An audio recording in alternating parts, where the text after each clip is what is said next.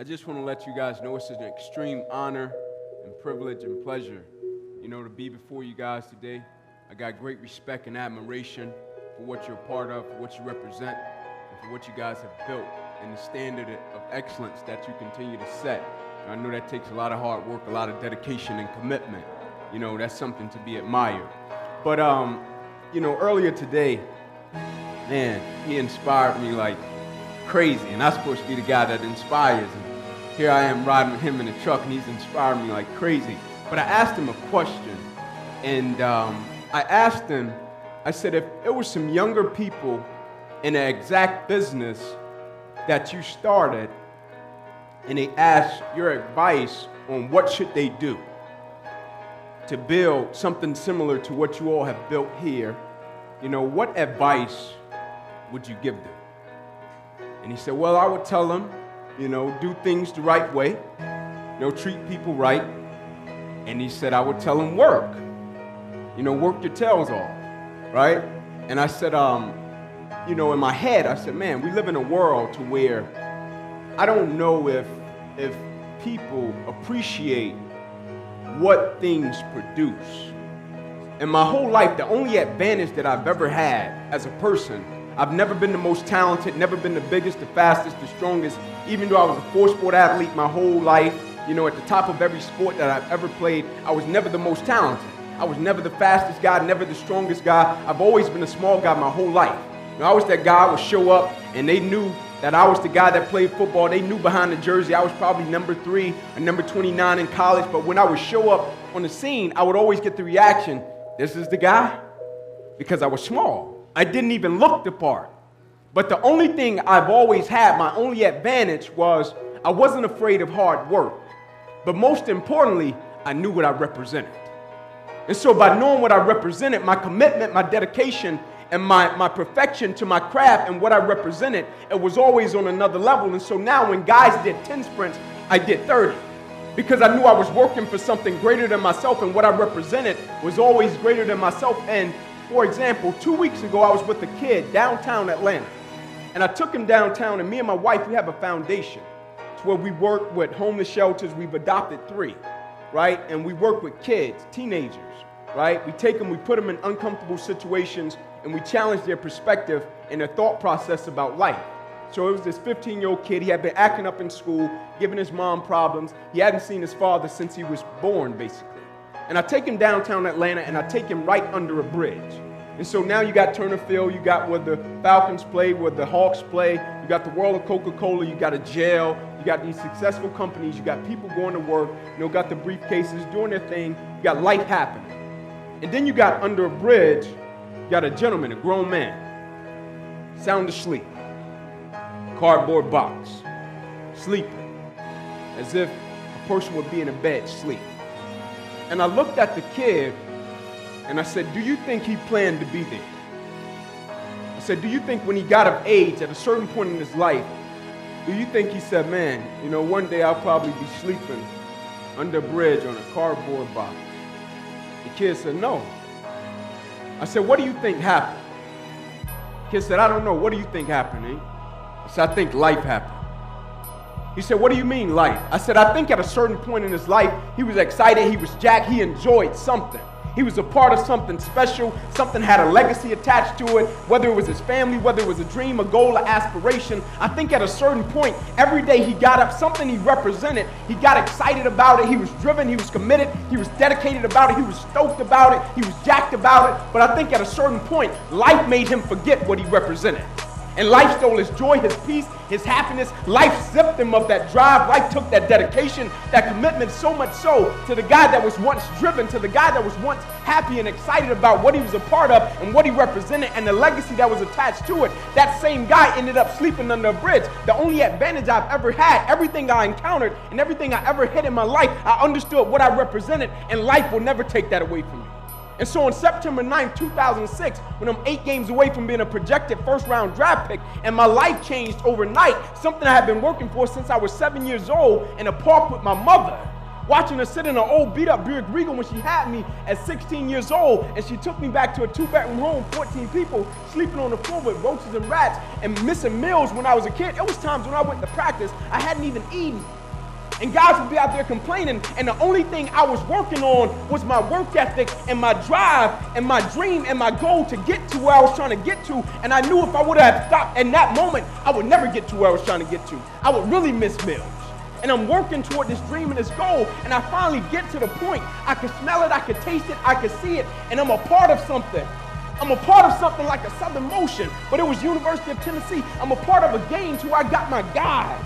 Right? And we go and we work every single day. We show up 5 o'clock in the morning. We're working towards something. We got an element of collective character. We got an element of responsibility, accountability. We got an element, man, when I tell you I got your back, I got your back. When I tell you I care about you, I care about you. When I tell you I love you, I love you. I was a part of something.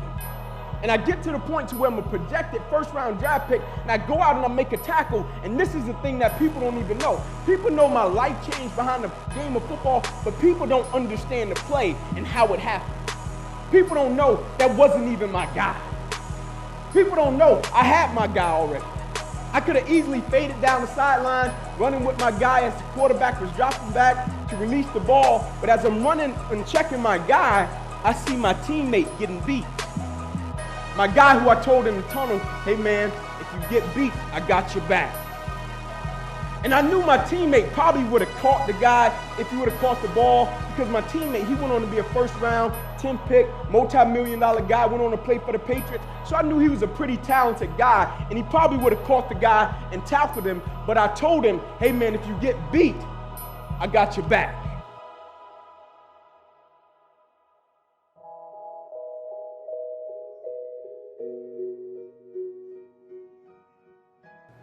And it just so happened, a play unfolded with a little bit over 2 minutes left in the game to where my guy, now he was getting beat.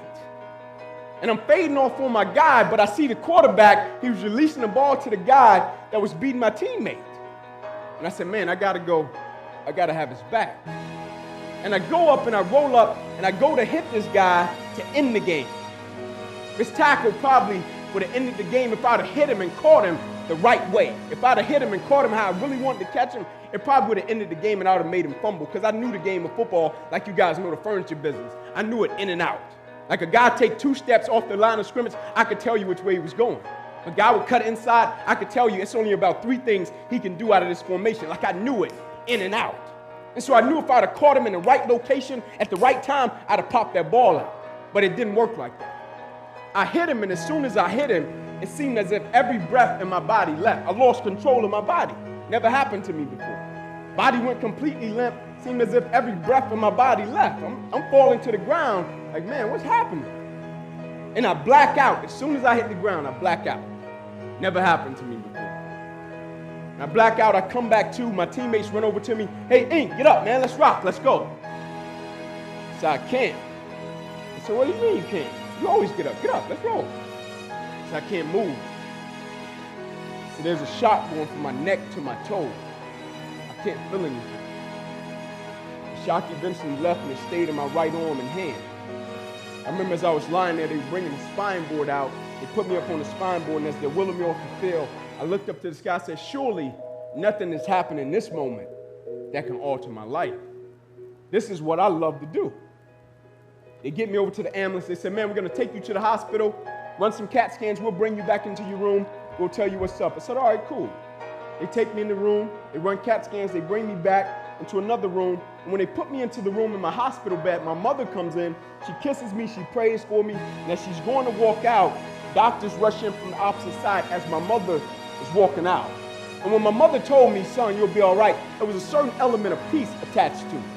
Because I had been with my mother my whole life. Me and my father, our relationship was pretty much a business relationship. Early years, he wasn't there. When I started playing sports, he came along in the picture, but I needed him to get out of my situation, right? And so we had a business relationship. But when my mother said something to me, I've been rocking with my mother since I was 16. Had Miss Mills with my mother since she was 16, And so when she said it would be okay, I was like, all right, cool. And as she's going to walk out, doctors running in and say, hey guys, get in here. We got to rush him back to surgery. He's about to die. Next morning, I wake up from recovery. He said, Inky, I got some good news and some bad news. Good news, we saved your life. I said, thank you. Bad news is you got nerve damage in your right shoulder. I said, all right, cool. He said, we got to send you up to the Mayo Clinic, Rochester, Minnesota. I said, all right, cool. He said, but the problem is, you know that dream of going to the NFL? I said, yes, sir. I'm close. He said, it's a strong possibility you probably could never play the game of football another day in your life.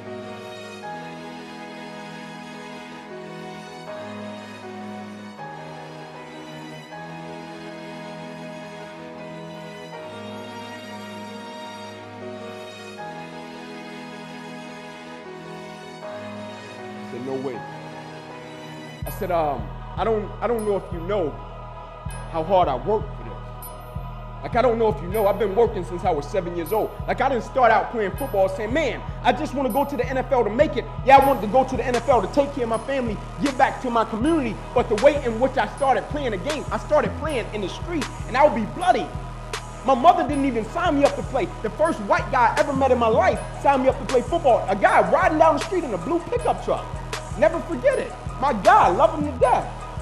Pulling down the street in a blue pickup truck, pulls on the curb, steps out of his truck, walks up in the middle of our game. I'm standing there bloody, tackling football in the street. Guy walks up, Trey Hurst, never forget it. My uncle's on the corner, they're drug dealers, in prison right now. They take off running. My Uncle Bobo serving 40 years in the federal penitentiary. He looks back, he said, Inky, don't talk to him. He thinking the guy's the cop. Coach Trey, nicest guy in the world. Walks up, he said, man, would you kids like to play football on the grass? I said, man, I would love that. He said, go in the house and get one of your guardians. I ran in the house, my Uncle JJ had married into the family. I said, hey, Unc, man, it's a guy outside. Will you please come and talk to him? Uncle said, sure. Uncle comes outside, Coach Trey said, listen. He said, I don't even supposed to be over here. He said, I brought a kid home. His mom asked me, could I bring him home? I brought him home. He said, I rode down the street. I see these kids playing football in the street. They're bloody. He said, you could bring him across town. I got a lead. Y'all can sign him up. I think it'd be a great opportunity for him. Uncle said, sir, we greatly appreciate it. Hate to tell you, we don't have the money. And I'm standing in front of him because I really want to play. He said, I hate to tell you, but his mother said she definitely doesn't have the money. She's at work at Wendy's right now.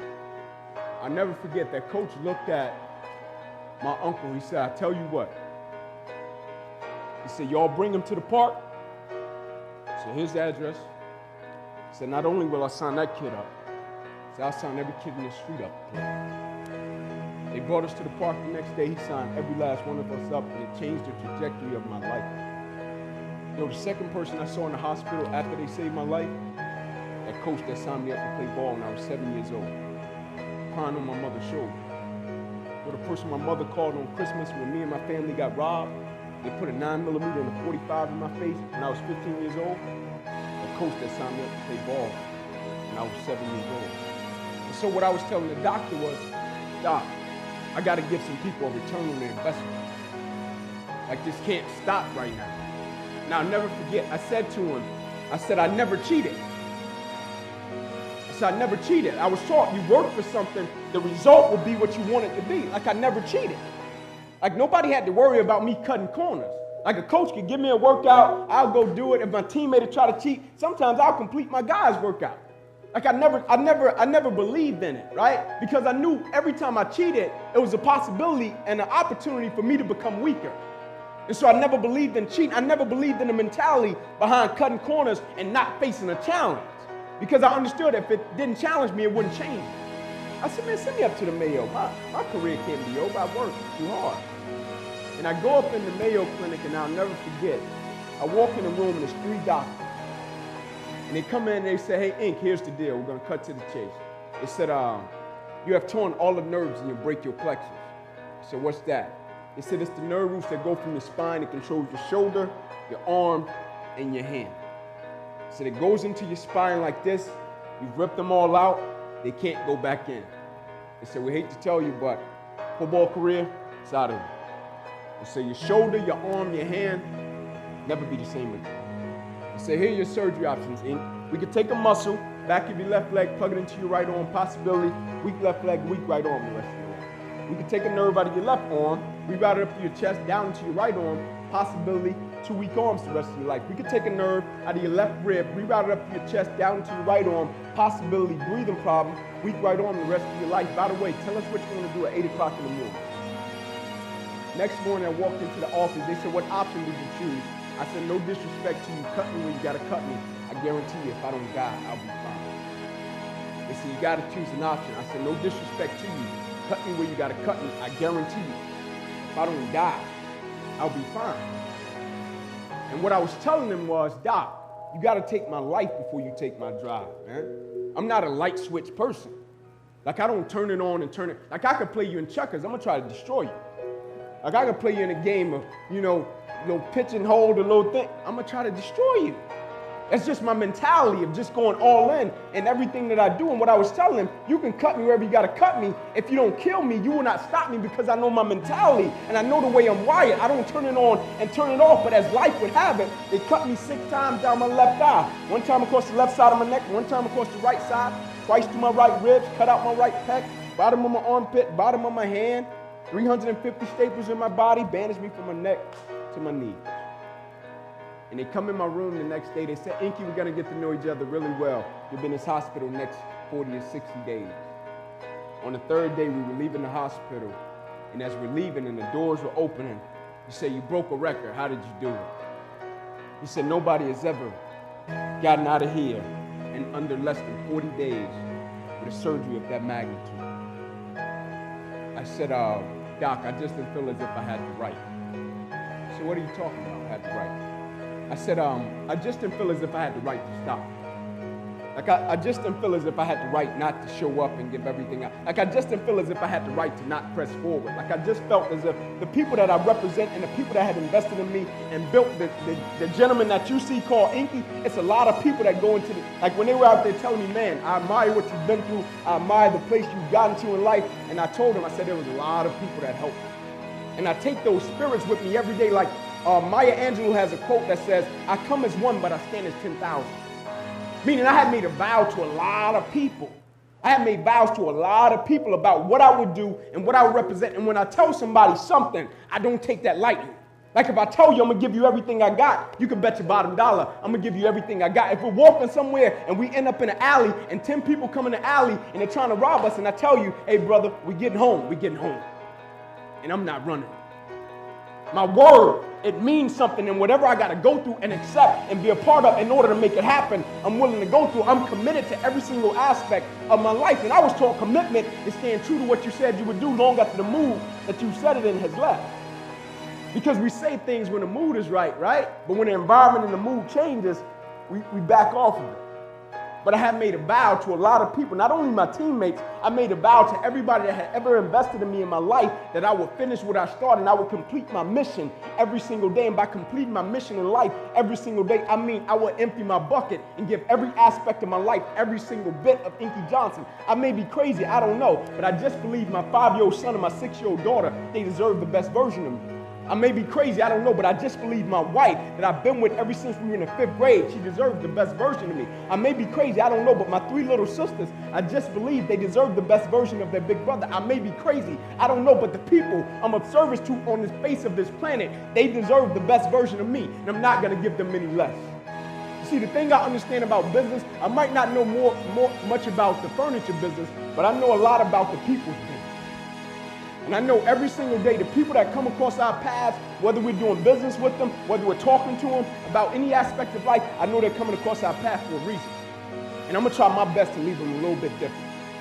The only reason I kept pressing forward, the only reason I didn't stop was because everybody that I met and everybody I came across, I knew they were looking at my perspective about life. And if I can keep pressing forward, they may encounter something that they may face and they want to stop. And the first person that will pop up in their mind, man, if Ink pressed forward and Ink kept going, surely I can do it.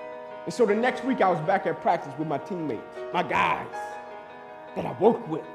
My guys that we went through the struggle with, my guys that we cracked jokes with, my guys we got knocked out with, my guys that we went to war with, my guys that I would give everything for them. I was back at practice in the sand pit with a Dunjoy sling and I still had my staples in my body. I was back in class the next week, got my undergrad degree in 3 years when my life changed overnight. I never stopped. I never missed a beat and my life changed. And people ask me all the time, how did you keep pressing forward? Like the video that you all saw, I want to give you the backdrop to how it happened. ESPN called me. They did a story on me this past summer. But they called me one day, and I picked up the phone. They said, is this Inky Johnson? I said, last time I checked, I'm Inky Johnson. They said, is this the same guy that said if you could change what happened to you, you wouldn't? I said, absolutely. They said, it's our understanding the game of football meant the world to me. I said, at one point, it did. They said, it's our understanding that your family was banking on you making it to the NFL so they can have a better way of life. I said, yeah, that's correct. They said, we're coming to see you. I said, all right, cool, come on. They said, but we don't want to see you in Atlanta. We want to see you in Neyland Stadium on the exact yard line where your life changed. The same time of day. The only thing that won't be present is Air Force's team.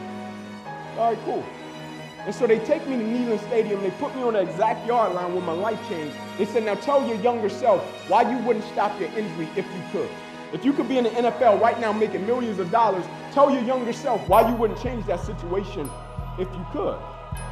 And I say the reason I wouldn't change it, believe it or not, it has nothing to do with me. Like on a personal level, he thought I was going to say, because of the man that I've become, the perspective that I've acquired, my faith has been fortified. He thought I was going to say something like that. I said, no, it has nothing to do with it. It has everything to do with the lives that have been affected by the result of the process and the thing that I represent in the world. What my spirit represents when somebody see me, they think perseverance. What my spirit represents when somebody see me, they think don't quit. What my spirit represents when somebody see me, they think that's a quality individual right there. What my character represents in the world. And every single day we're putting something out like that represents something. When people see that, they think it's a thought that comes to the mind. When he said gold standard, he gave me that, I felt a certain type of way. When he gave me the gold standard, I felt a certain type, I felt different. Gold standard, I felt like that went with me. Because I think in what I do, the line of business I'm in, I'm the gold standard. Because I don't compromise. And every single day, I'm going to give you my very best. You can bet your bottom dollar. Every single day, I'm going to bring that gold standard to life. And I'm not just bringing it in one aspect of life. I'm bringing it in every single aspect of life. I'm not going to be one of these people in the world that's a public success, but they're a private failure. Meaning they give everything they got to one aspect of life, but the other areas, they lack off. No, I'm going to give every single thing I got to every aspect of my life because I represent something. When people see me, they think something. Whether that's character, never giving up, never surrendering. And the thing that we can never do is forget what we represent. Because that's how guys end up on the bridge on a cardboard box sleep. They forget what they represent when life hits them with adversity. My only charge for you, never forget what you represent. Life is short. Let's enjoy it while we got it.